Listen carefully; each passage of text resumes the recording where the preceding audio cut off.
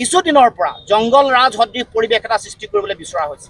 গতিকে আইনৰ শাসন হ'ব লাগিব, পুলিচ ৰাজ, জংগল ৰাজ এইবোৰ হ'বলৈ দিয়া নহ'ব, এইটো কথা স্পষ্ট। আৰু সেইকাৰণে ক'ব খোজোঁ যে আইনৰ মতে দেশ চলিবলৈ দিয়ক। এইখন দেশৰ গণতন্ত্ৰ, এই দেশখনৰ এখন সংবিধান আছে, ন্যায়পালিকা আছে, আইনৰ মতে অসমত বা ভাৰতবৰ্ষত শাসন এতিয়ালৈকে দিয়া নাই। কিন্তু চব প্ৰথম কথাটো হ'ল গণতান্ত্ৰিক আন্দোলন আৰু গণতান্ত্ৰিক অধিকাৰ এটা মষিমূৰ কৰিবৰ কাৰণে বিজেপি দলে, বিজেপি চৰকাৰে আৰম্ভণিৰে পৰা চৰকাৰ গঠন কৰাৰ পৰা তেওঁলোকে কাম কাজ কৰি আহিছে।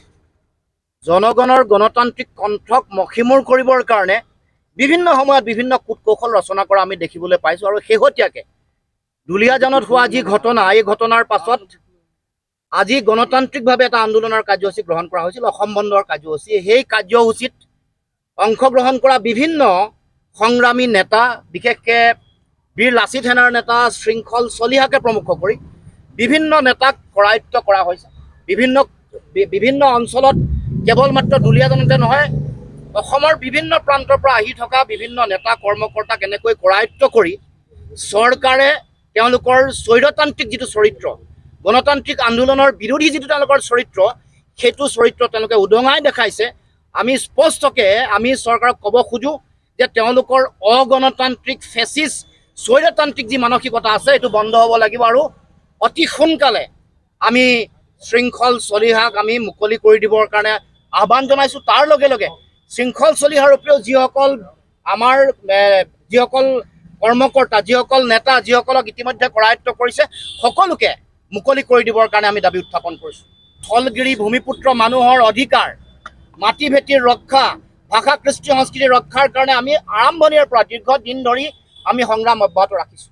আৰু সেইকাৰণে অসম চুক্তিৰ ৬ নম্বৰ দফাৰ আধাৰত আমি যি প্ৰতিবেদন প্ৰস্তুত কৰিছিলোঁ, সেই প্ৰতিবেদনত ৰাজনৈতিক অধিকাৰ সুৰক্ষিত কৰা, মাটি ভেটি ৰক্ষা কৰা, সম্পদৰ ওপৰত অধিকাৰ ৰক্ষা কৰা, থলুৱা ব্যৱসায় বাণিজ্য সকলো ৰক্ষা কৰাৰ কাৰণে সুৰক্ষিত ভৱিষ্যতৰ কাৰণে তাত বিধি আছে। কিন্তু আমি দেখিছোঁ যে কেন্দ্ৰীয় চৰকাৰে বা ৰাজ্য চৰকাৰে এই প্ৰতিবেদনখন কাৰ্যকৰী কৰিবৰ কাৰণে ব্যৱস্থা গ্ৰহণ কৰা নাই। গতিকে আজিও আমি পুনৰ ক'ব খুজিছোঁ, আমাৰ অধিকাৰ ৰক্ষা কৰিবৰ কাৰণে বা অসমৰ খিলঞ্জীয়া থলগিৰি ভূমিপুত্ৰ মানুহৰ অধিকাৰ ৰক্ষা কৰিবৰ কাৰণে চৰকাৰে যিটো গণতান্ত্ৰিক আৰু জাতীয় দায়িত্ব আছে, এই দায়িত্ব পালন কৰিবই লাগিব। আৰু এই গোটেই বিষয়টোক লৈ আমি দেখিছোঁ যে চৰকাৰী যন্ত্ৰৰ ফালৰ পৰা, মুখ্যমন্ত্ৰীৰ ফালৰ পৰা এটা ৰাজনৈতিক ষড়যন্ত্ৰ ৰচনা কৰা হৈছে। প্ৰথমতে ক'লে যে যেতিয়া তেওঁলোকে হেণ্ডকাফ, মানে মুখ্যমন্ত্ৰীৰ নিৰ্দেশনা নহ'লে কোনোবাই হেণ্ডকাফ নলগোৱাকৈ থাকিব নোৱাৰে।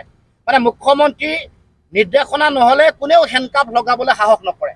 গতিকে মুখ্যমন্ত্ৰীৰ নিৰ্দেশনাতে কামটো হৈছে।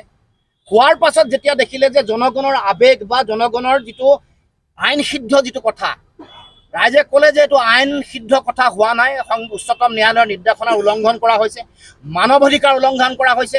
উচ্চতম ন্যায়ালয়ে যিবোৰ বিধি আছে সেইমতে হেণ্ডকাফ লগোৱা এই হেণ্ডকাফ লোৱাটো বিধিপূৰ্ণ হোৱা নাই।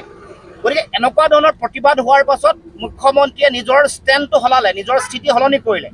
তাৰপিছত তেওঁ পিছদিনাখন এটা বেলেগ স্থিতি, তেওঁ কৈছে যে ৩০৯ ধাৰা থকাৰ কাৰণে, হত্যাৰ অভিযোগৰ কাৰণে এই কথাটো আহিলে। কিন্তু পিছত FIR দেখা গ'ল যে যিগৰাকী ব্যক্তিৰ নাম আহিছে, শংকৰজ্যোতি বৰা, তেওঁলোকৰ নাম নাই, তেওঁলোকৰ নামত তেনেকুৱা ধৰণৰ কোনো ধৰণৰ FIR দিয়া নাই বা ৩০৯ এই ধাৰাটো ইয়াত সংলগ্ন হৈ থকা নাই।